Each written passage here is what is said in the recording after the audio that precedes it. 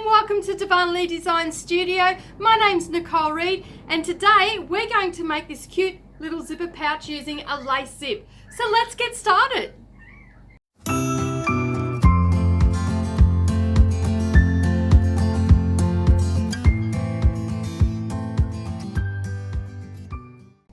Okay, so a lot of people have seen these lace zips around and a few people have asked me how to install them. So today I thought I'd do a cute little pouch for you, and that way you'll be able to install one yourself and you won't find them intimidating anymore. Alright, you're going to need a few things before we get started. The first thing is you're going to need some inner facing, okay, and I'm using today Pellon Shape Flex 101 and it's measuring 6.5 by 12.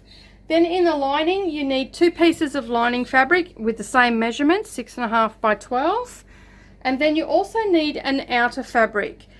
And I'm using Animal Spirit by Tallulah Pink today. And again, that is 6.5 by 12 inches. Now what you want to do from here is actually take your outer fabric and your Shape Flex 101 and you want to press that onto the back. Now your Shape Flex 101 has a bumpy side and a smooth side, and you want the bumpy side to go down onto the wrong side of the fabric. So just lay it down there and then you take it to the ironing board and you give it a press and make sure it's sticking down.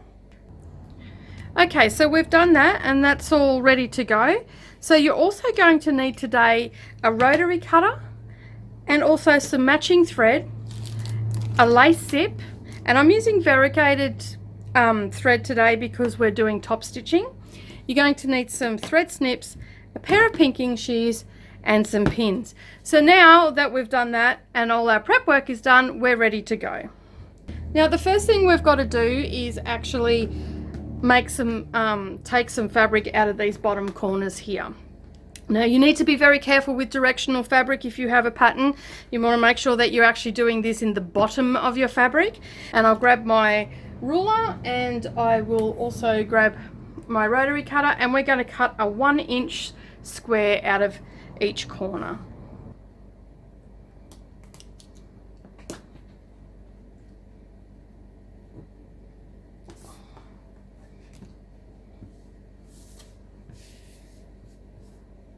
So just like that, just 1 inch.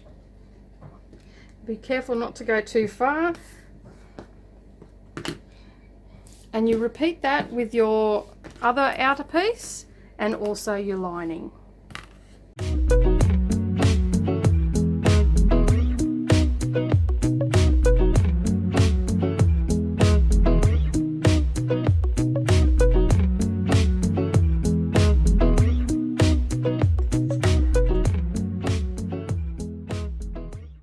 So your pieces will now look like this. And so will your lining. Next step is to take one lining and one outer fabric and place them right sides together, and we're going to sew a 1/4 inch seam allowance along the top, and you do that with both pieces, making sure that you're lining everything up, and again stitch across there. Okay, so you can see here I've got it's nice and neat. All my raw edges are lining up. Alrighty, so we're off to the sewing machine to get sewing. Okay, so now what we're going to do is we're just going to sew a 1/4 inch seam allowance all the way along.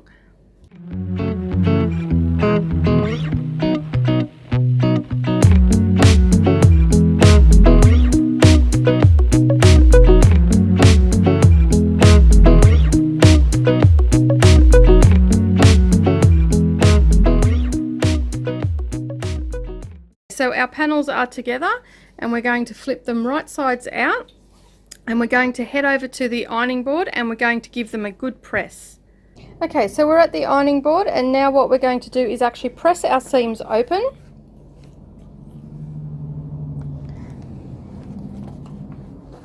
And what I find easier is just to run my finger along and that opens the seam up for you. Give it a bit of a finger press and then just hit it with the iron.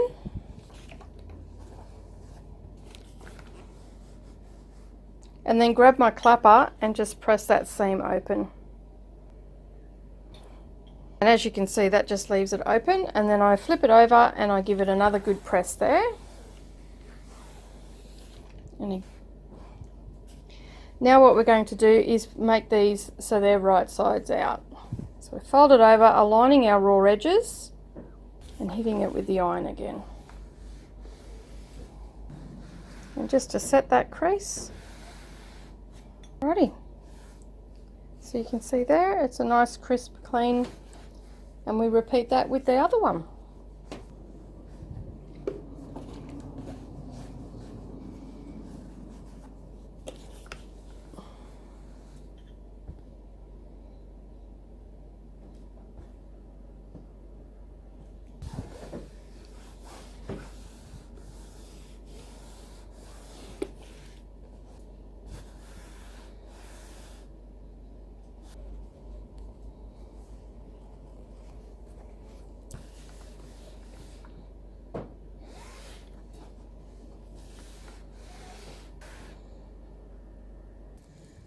Okay, so now we're going to install our zipper. Okay, and this is actually sewn on top. So this is where you can use some of your embroidery threads or your variegated threads. Always look nice. I've got mine set up on my machine and ready to go.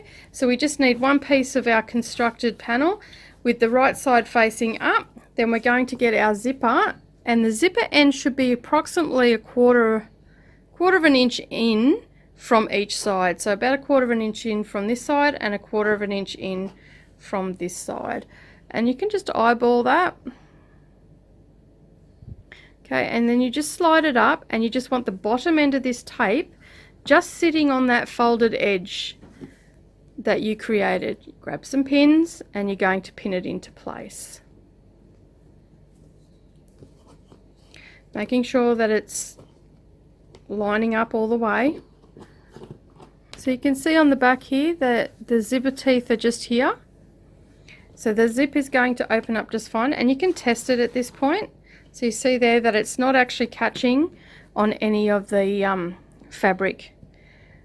Alright, so then we can just stitch that. Just run it back the other way and make sure it's not getting stuck, which it's not. Alright, so now we take that to the sewing machine and we top stitch that. Okay, so if you need, you can just use your normal presser foot and you can adjust your needle as you need to, or you can use your zipper foot. That's entirely up to you. I'm using my vintage machine, and as you can see, it's got quite a narrow toe on it, so it sits right up against the zipper teeth, so I don't need to put a zipper foot on this one, which is great. So we just remove our first needle, pin, sorry. And basically what you're going to do is you're actually going to stitch all the way along, and you're going to hit each one of these. See those little holes at the top of the flower? You want to aim for that, and that way you know that you're going to get at least 1/8 of an inch underneath stitched down. Okay, so let's get that underway. So you can see there that my needle is actually hitting where those little dots are.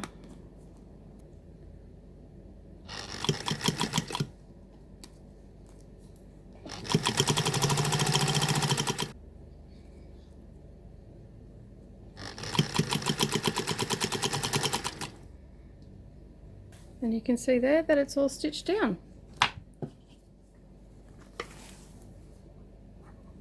Okay, and that's what you want all the way along. So we grab our other piece and we line those up, so you can see here that this edge here is lining up, and the same as over here as well. So you can see there that it's lining up. All right, and then we place the zipper on top, just as we did before. And then we grab our pins.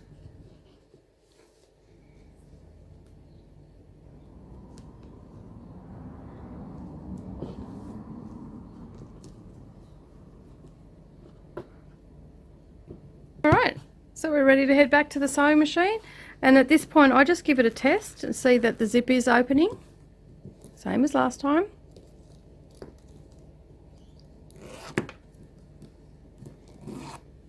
And we repeat exactly the same thing.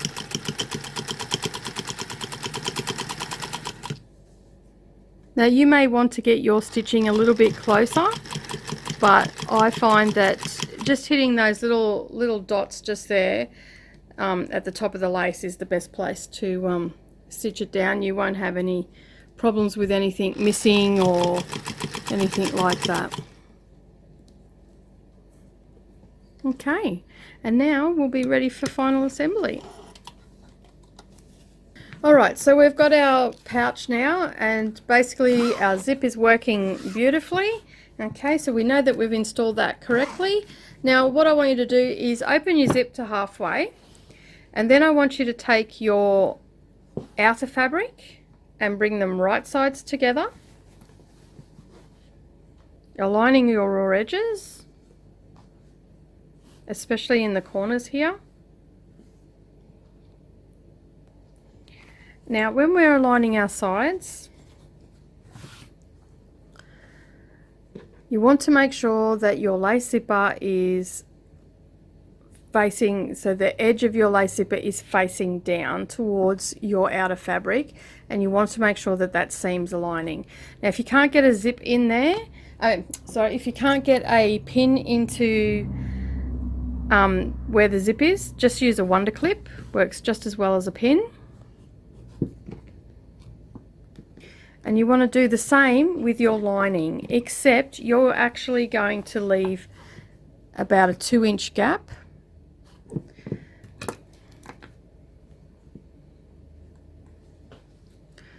So if you just mark that, about 2 to 3 inch gap.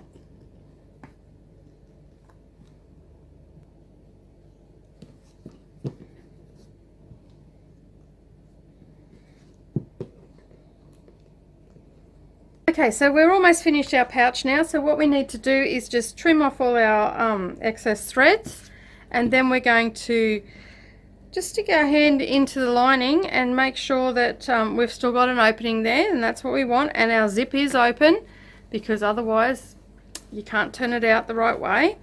Alright, and now what we want to do is actually just clean up some of these edges. So I'm going to grab my pinking shears and I'm going to pink all the way around, leaving about 1/4 of an inch.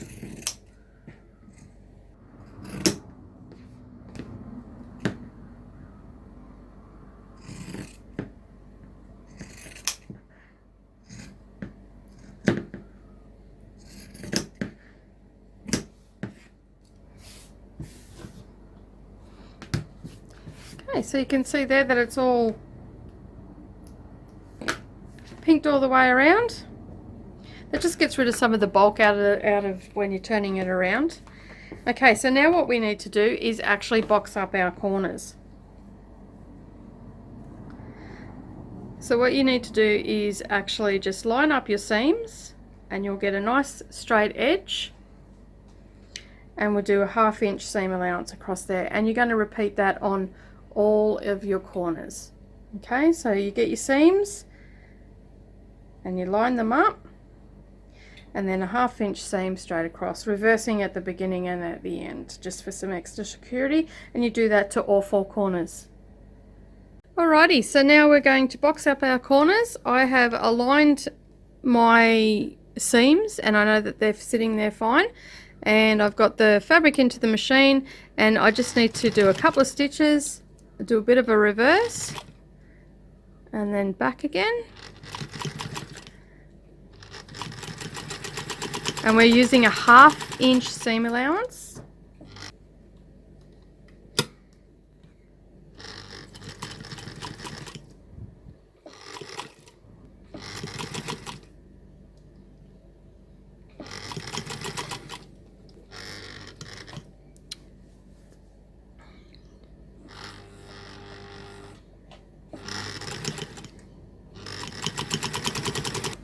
Okay, so we've sewn all our 4 corners and we've boxed them up now, and so you just want to trim off your threads and get rid of those, and then you want to just quickly pink the edges as well, and that'll just stop everything from fraying. And now we are ready to turn it in the right way. So basically you come down to your hole that you left before, and you find your opening in your zip, and you just bring it all the way through, turn that through. push your corners out.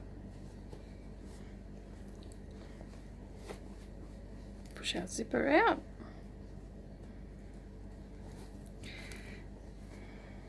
So there you go, one lace zipper pouch. That's very easy to use and it's very easy to put in, and it took no time at all, about 15 minutes all up with cutting and everything. You can make them quilted as well. You could use a little bit of fusible fleece in there or a bit of wadding and you could quilt them up, but I like them like this. They're great for pencils. I often put my sewing notions in them as well. You can fit a pair of scissors in, so you can see there it can fit quite a bit in. Also a rotary cutter, and I could fill them right up. And then I've got myself a great little zipper pouch, and the lace zip just adds that nice touch to it. Okay, so I hope you really enjoyed our little tutorial today on how to install a lace zipper into this gorgeous little pouch. These pouches come in handy for many things. I use a lot of them for little makeup bags for the girls or nail polish. This is my daughter's pencil case that she uses for school that I nicked off her, and this one is one that I use for all my makeup brushes. Okay, so if you like this video, give us a thumbs up down below, hit that subscribe button and the little bell icon beside it, and that way you won't miss out on any future posts. As always, we love to hear from you, so please leave us a comment down below and we'll be happy to answer any questions that you might have. My name's Nicole Reid for Darvanalee Design Studio. Thank you very much for joining me today. Have a great day everybody, and I'll see you again soon. Bye for now.